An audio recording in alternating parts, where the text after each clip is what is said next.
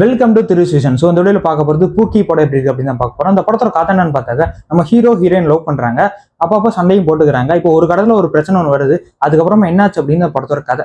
இந்த படத்தோட கதை ஒரு சிம்பிளான கதை. அதை டிஃப்ரெண்டா பண்றதுக்காக நம்ம ரீல்ஸ், மீம்ஸ், அப்புறம் ஒரு சில ட்ரெண்டிங்கா போச்சுல, அதை பேஸ் பண்ணி ஒரு சில விஷயம் பண்ணியிருக்காங்க. அது ஒரு சில இடங்களை பார்க்கும்போது ரசிக்கும்படியா இருக்கு. ஆனா சில இடங்களை பார்க்கும்போது வந்து நம்ம படம் தான் பாக்குறோமா இல்ல இன்ஸ்டாகிராம்ல யூடியூப் பாக்குறோமா அப்படின்னு ஒரு ஃபீல் கொடுக்க தான் செய்யுது. அதே மாதிரி நீங்க ஒரு எஸ்டிஆர் ஃபேனா நீங்க இந்த படத்தை ரொம்ப என்ஜாய் பண்ண வாய்ப்பு இருக்கு. ஏன்னா படத்துல எஸ்டிஆர் ரெஃபரன்ஸ் ஏகப்பட்ட இடங்கள் இருக்கு, அதெல்லாம் சூப்பரா இருக்கு. மற்றபடி படத்துல பர்ஃபார்மன்ஸ் வைஸா எல்லாருமே சூப்பரா பண்ணியிருந்தாங்க. முக்கியமா ஹீரோ சூப்பரா பண்ணியிருந்தாரு. அண்ட் தனுஷாக்கு இது ஃபர்ஸ்ட் படம், அவங்க சூப்பரா பெஸ்டா செம்மையா பண்ணியிருக்காங்க. அண்ட் அடுத்தடுத்து அவங்க ஏகப்பட்ட படம்லாம் வரப்போது, அதுலயே அவங்க சூப்பரா பண்ண போறாங்க. வாழ்த்துக்கள். படத்தோட டுவர்ட்ஸ் கிளைமேக்ஸ்ல ஒரு சீன் ஒன்று வரும். அந்த சீன்ல பாண்டியராஜன் சார் சூப்பரா பண்ணியிருந்தாரு. படத்துல இந்த ரீல்ஸ் மீன்ஸ்ல வர மாதிரி நாய்க்கு வந்து ஒரு வாய்ஸ் ஓவர் மாதிரி பண்ணிருப்பாங்க.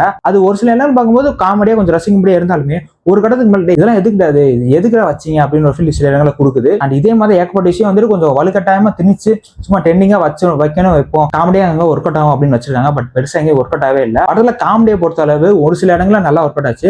இந்த சில பல இந்த மீம்ஸ், ரீல்ஸ் அதெல்லாம் வச்சு கொஞ்சம் காமெண்ட்ஸ் எல்லாம் பண்ணிருப்பாங்கல்ல, அது சுத்தமா ஒர்க் அவுட் ஆகல, அதெல்லாம் தூக்கி இருக்கலாம். அண்ட் அதே மாதிரி படத்தோட டூரேஷன் வந்து கொஞ்சம் கம்மி பண்ணிக்கலாம். 2 hours 13 minutes இருக்கு. அது 2 hours கொண்டு வந்தாங்கன்னா இன்னும் கொஞ்சம் படம் எங்கேஜிங் வந்துருக்க வாய்ப்பு இருக்கு. முக்கியமா படத்துல லாஜிக் சுத்தமாவே இருக்காது, அதெல்லாம் எதிர்பார்க்கவே கூடாது இந்த படத்துல. மியூசிக் பொறுத்தவரை விஜய் ஆண்டனி சூப்பரா தான் பண்ணிருக்காரு. பட் சாங்ஸ் எதுவுமே பெருசா மைண்ட்ல நிக்கவே இல்லை. ஏன்னா விஜய் ஆண்டனினாலே வைப் தான், அந்த வைப் இந்த படத்துல மிஸ் ஆகுது. மற்றபடி மற்ற டெக்னிக்கல் ஒர்க்லாம் அந்த படத்துல சூப்பராகவே இருந்துச்சு. இந்த படத்தை பொறுத்த அளவு 2K கிட்ஸ்க்கு இந்த படம் கொஞ்சம் பிடிக்க வாய்ப்பு இருக்கு. ஓவரால் இந்த படம் எப்படி இருக்கு, பார்க்கலாமா வேணாமா, பார்த்தே திரும்பணும் அப்படின்னு கேட்டீங்கன்னா நீங்க எந்த வித எக்ஸ்பெக்டேஷன்லாம் படத்தை ட்ரை பண்ணி பாருங்க. ஒரு ஒன் டைம் வாட்சபிளான ஒரு என்டர்டைனிங் படமா இருக்கும். நீங்க ஃப்ரீயா இருந்தீங்க அப்படின்னா உங்களுக்கு விருப்பம் இருந்துச்சு அப்படின்னா இந்த படத்தை டேட்ஸ் போய் ட்ரை பண்ணி பாருங்க. மற்றபடி வந்து ஆகோ கண்டிப்பா பார்த்தே தூணும் அப்படின்னு சொல்ல மாட்டேன். உங்களுக்கு விருப்பம் இருந்துச்சுன்னா கண்டிப்பா ஜஸ்ட் போய் பாருங்க. ஒரு ஒன் டைம் வாட்ச்லாம் ஒரு என்டர்டைனிங் படமா இருக்கும். ஸோ அந்த படத்தை ஏற்கனவே நீங்க பார்த்துட்டீங்க அப்படின்னா உங்களுக்கு எப்படி இருந்துச்சு அப்படின்னு மறக்காம கமெண்ட்ல சொல்லுங்க. அண்ட் என்ன தெரியல வரிசையா அந்த லவ் படம், லவ் ஏரியா அந்த மாதிரி சுத்திட்டு இருக்கும், அந்த மாதிரி படத்தை பார்த்துட்டு இருக்கோம். ஏன்னா அந்த ஏரியால தான் நிறைய நல்ல படம் இப்போ ரீசெண்டா வந்துட்டு இருக்கு. என்ன விஷயம்னு தெரியல.